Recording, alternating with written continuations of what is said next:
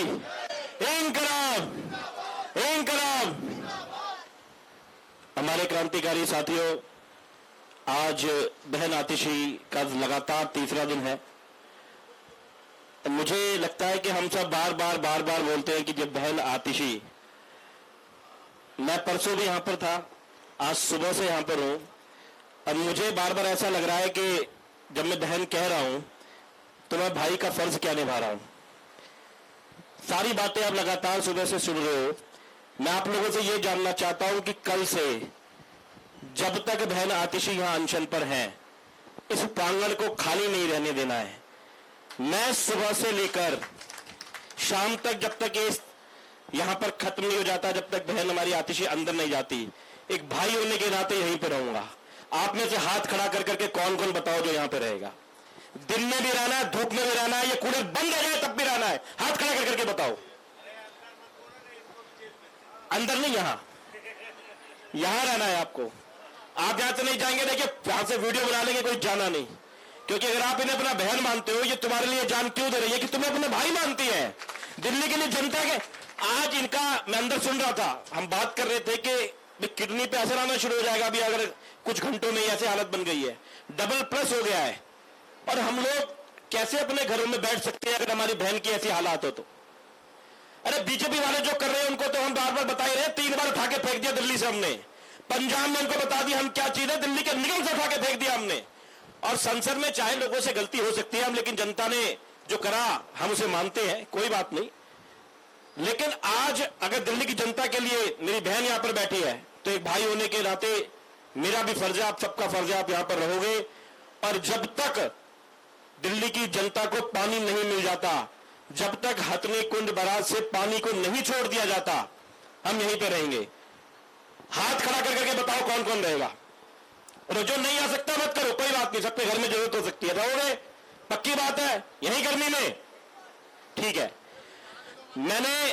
मैंने परसों भी ये बात रखी थी कि क्या क्या पानी हमें कितना मिलना चाहिए, 93 का क्या है आप सब लोग जानते हो। अब आपको याद हो गया, आपको मालूम है पानी कितना कम आ रहा है, सबको मालूम है।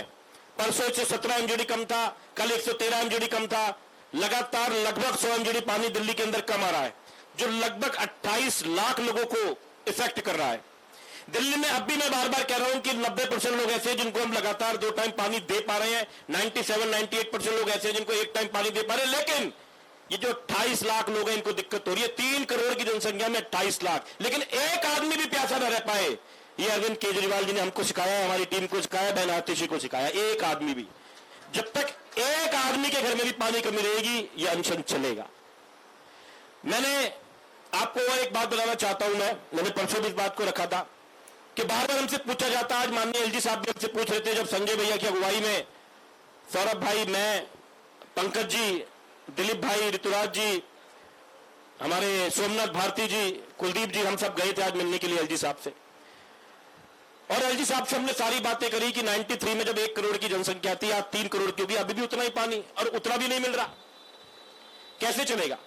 लेकिन मैं आपको कुछ बातें रखना चाहता हूं, क्योंकि हमने क्या क्या किया। हम सिर्फ ये नहीं है कि अनशन पे बैठ गए, हमने कुछ करा भी तो होगा। 10 साल में हमने 7200 7200 किलोमीटर की लाइन नई कर दी, जो पुरानी लाइन थी जिसमें जंग लगा हुआ था, जिसमें लीकेज होती थी। 7200 की बात बता रहा हूं। इसके बाद में 5200 की लाइन वो है जो अनऑथराइज में नहीं डाल दी, ये हो गए 12000। हमने 500 करोड़ रुपए इस बात पे खर्च करे कि जब पानी रावी से और यमुना से दिल्ली में आता था, वो नीचे जमीन पी जाती थी, कनाल के अंदर जगह जगह पे दरारें थी। 500 करोड़ रुपए सिर्फ इस बात पे खर्च करे, 30% लीकेज होती थी, आज 5% रह गई। ये किसने करा? केजरीवाल जी ने करा, हमारी सरकार ने करा। जो वो कह रहे हैं कि आपने क्या करा, तो मैं वो आपको बता रहा हूं। हम लोगों ने एक स्क्वाड बनाया, बहन आतिशी की उसकी मंत्री ने एक स्क्वाड बनाया। सिर्फ पिछले 6 महीने में 2000 कंप्लेंट्स हमने, जहां पर पानी बीजेपी वाले तोड़ रहे हैं ना बोर्ड खोल खोल के, उनको ठीक कराया। 2000 कंप्लेंट सिर्फ 6 महीने की मैं आपको बता रहा हूं, उसके पीछे का तो बात छोड़ दीजिए।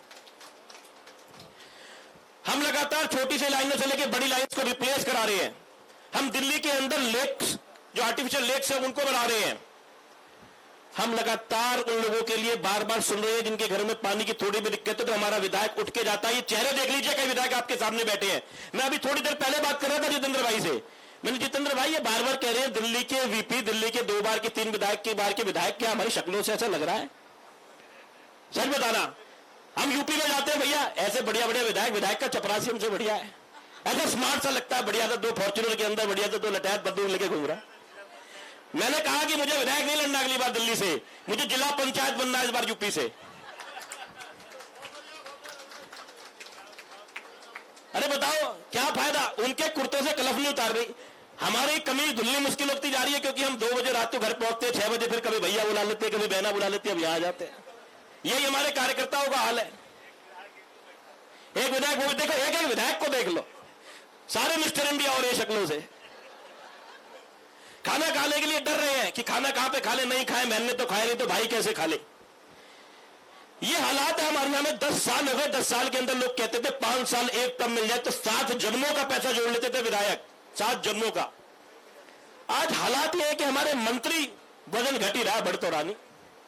किसी का वजन बढ़ते देखा हमने दिल्ली सरकार में? एक आदमी का नाम बताओ, एक विधायक का नाम बताओ जिसका वजन बढ़ाओ। मुख्यमंत्री का वजन 8 किलो घट गया। हमारी बहन का वजन क्या हालत देख लो। क्यों हो रहा है ऐसा? हमारे जंगपुरा के विधायक जी हमारे बैठे हुए देखो जरा, इनकी आंखों में चश्मा लगाना पड़ रहा है, वो भी उतरवा दिया कि सामने से फोटो खींच रही, चश्मा उतार दो। हाँ? ये हालात है। और ऐसा क्यों हुआ? ऋतुराज का गला बैठ गया माइक लेते ही। ऐसा क्यों हो रहा है जरा सोचा आपने? ऐसा इसलिए हो रहा है कि जैसे अभी भाई आदिल भाई ने कहा कि एक वीपी हमारे आपके बीच में बैठे हुए हैं, तो मैं वो बैठ के देखना चाह रहा था कि लोगों को गर्मी लग रही है, परेशानी हो रही है, कैसा उनको लग रहा है, क्या वो महसूस कर रहे हैं। भेद बदल के लोग जाते थे, हमें भेद बदलने की जरूरत नहीं, वैसे ऐसे हो रहे हैं, कोई पहचान ही नहीं पा रहा है। तो आप लोगों को इस बात को समझना है। दिल्ली के अंदर 7 सांसद बीजेपी के आए, देख लो कितने अच्छे अच्छे चेहरे, साफ सुथरे। में उनको देखता हूं ऐसा लगता है कि पता नहीं क्या चक्कर है, कितनी बार नहा रहे हैं, आधा पानी तो यही खर्च कर दे रहे हैं नहा के। इनके काउंसलर देख लो, हमारे मंत्री को देख लो। एक काउंसलर बताओ गली के अंदर घूमता हो तो, मैंने भी बोर्ड देखे भैया बाहर, बड़े बड़े बोर्ड लगे हुए काउंसलर के बहुत सारे। एक काउंसलर आपने रोड के ऊपर देखा? आपने प्रधानमंत्री को सुना मंगलसूत्र की बात करते हैं, मछली की बात करते हैं, मांस की बात करते हैं, कोई पानी की बात करता सुना तुमने?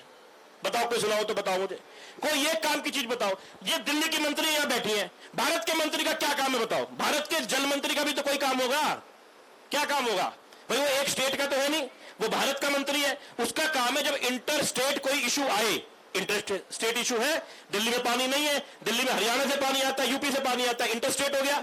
उसका काम है कि बहन आतिश जी को ले, हरियाणा के जल मंत्री को ले, यूपी के जल मंत्री को ले, हिमाचल के को ले, साथ में बैठ जाए कि भाई कैसे दिक्कत है, कैसे दिल्ली की प्रॉब्लम को सॉल्व किया जाए।